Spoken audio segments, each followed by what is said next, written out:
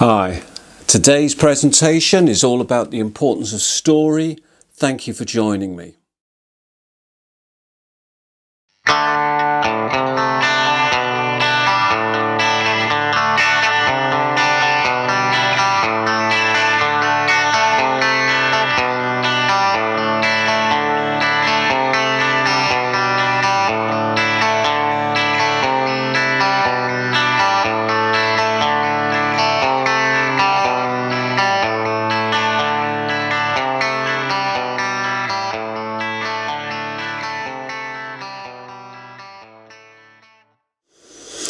It's interesting, isn't it, that if you look at the top grossing films, the ones that sort of dominate the rankings, if you like, they all seem to be fantasy stories. I'm not generalising here, but it doesn't take a genius to look at films like the Star Wars franchise or the Lord of the Rings films or Game of Thrones on Netflix. And indeed, as I'm speaking, there's like something of a contest going on between Amazon and Netflix between whether their Game of Thrones or Lord of the Rings film is the more successful one.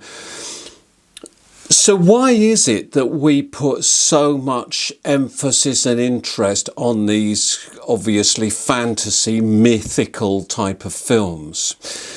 I was watching the telly last night and an advert came on, as it so often does, and it talked about, this is proved by pure science.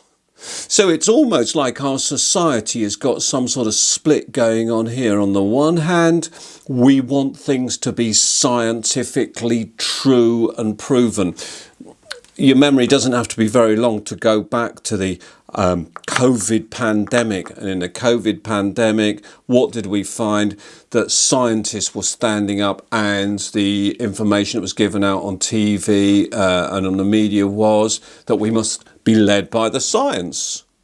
And I think we would all agree with that. And yet, our favourite films are films that are clearly stories, clearly mythical stories. And in ancient times, they didn't have any problem with this. And this whole idea of a division between what they called mythos and logos was very straightforward. But because we live in a much more rational, scientific world, it's like our relationship with story can be quite difficult, a little bit fraught, if you like. Rudolf Bultmann, the great New Testament scholar, he looks at the Bible and he wants to describe it as a myth. And he doesn't really mean by that it's not true. What he means by that is that it's saying something that's not a scientific story, that's not a factual story, that's not a true story in the sense that we would recognise the term. He speaks of it and he says, it's all about us making sense of the otherworldly in terms of pictures that we draw from this, our world that we live in. And you can sort of see what he means, because we only have the pictures and the words that exist in our own language, in our own culture, in our own world. And for us to then say, there exists an entirely parallel world that's full of dragons and full of magic and things like that, that's not really what we're saying, is it?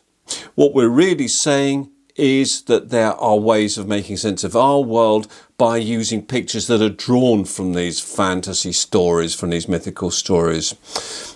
And yet the majority of people in the world today do persevere in believing that there is a spiritual or a mythical world that exists beyond our own.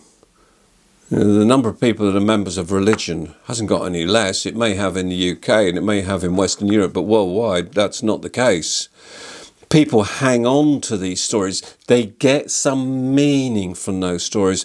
And if you live in a difficult time, if you live at a time when electricity and gas prices are going up, if you live at a time where it's financially unstable, then actually finding meaning through story seems to be an important thing, seems to be something that really matters quite a lot.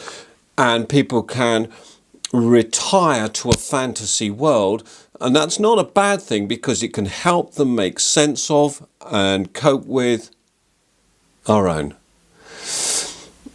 I'm not saying that there is a mythical or a spiritual world beyond our own. What I'm saying is that the way that we today make sense of it can be helped by story, by mythos. It can help us to very richly engage with the world.